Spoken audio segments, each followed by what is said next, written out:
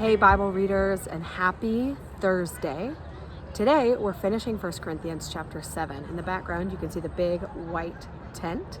Our team is here in Atlanta at North Point Community Church for the Drive Conference. It's been a great day, and I've still sort of been chewing on this text from yesterday. Today's reading is really just an extension of Paul's conversation about this sort of moral behavior in light of what he calls the day of the Lord, or God's coming. So I've had a hard time with this series of readings.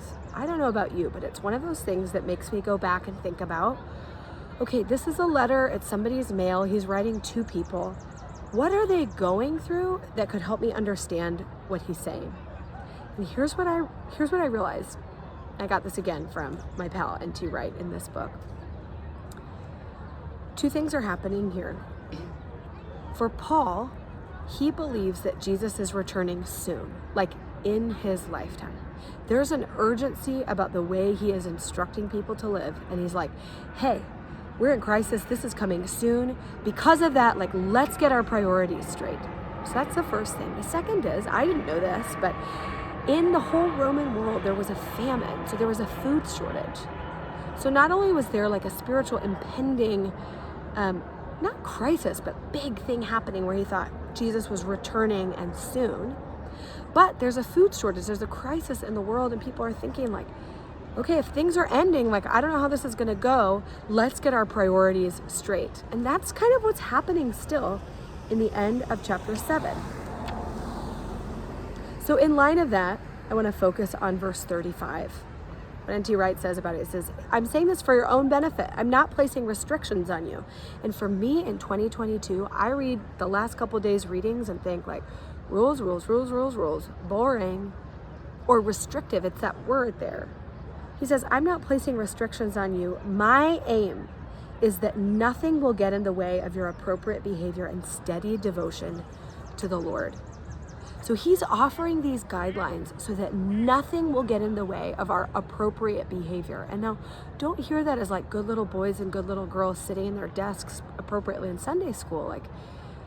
He's giving us wisdom so that nothing gets in the way of our flourishing and of our devotion and following to the Lord, because he knows with his insight that what matters is the end, is who God is and what God says for our lives. So he doesn't give us this long list of rules about sex and marriage and decisions so that we'll feel confined. He actually gives us these rules so that we'll experience freedom and wholeness in light of what's coming. In light of what's coming for them, being they think Jesus is returning soon. We actually believe that too. We don't know when it is or if it's in our lifetime. But we believe that the story doesn't end at the cross and empty tomb. We believe that Jesus is coming back, and that what we do between now and then matters. So in light of that, how do we live? These are Paul's rules and guidelines. I want to leave you with one last thing.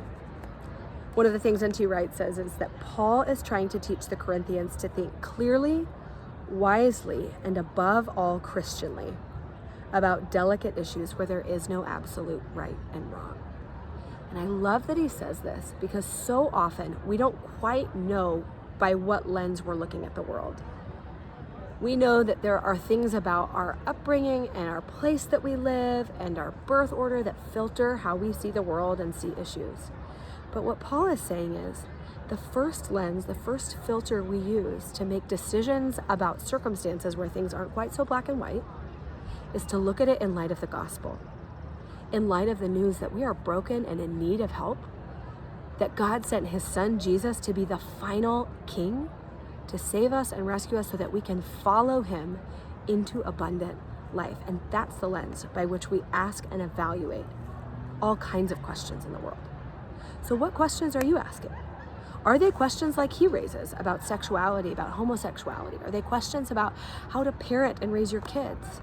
Is it questions about your job and how to lead well? Paul says the most important filter you can use to look at these questions and discern the answers is through the lens of Jesus and what God shows us about how Jesus lived. So, what are those questions for you? And what does it look like to think about it clearly and wisely through the lens of Christ? Happy thinking, happy reading. We'll be back in Dallas tomorrow and can't wait to continue our reading with you.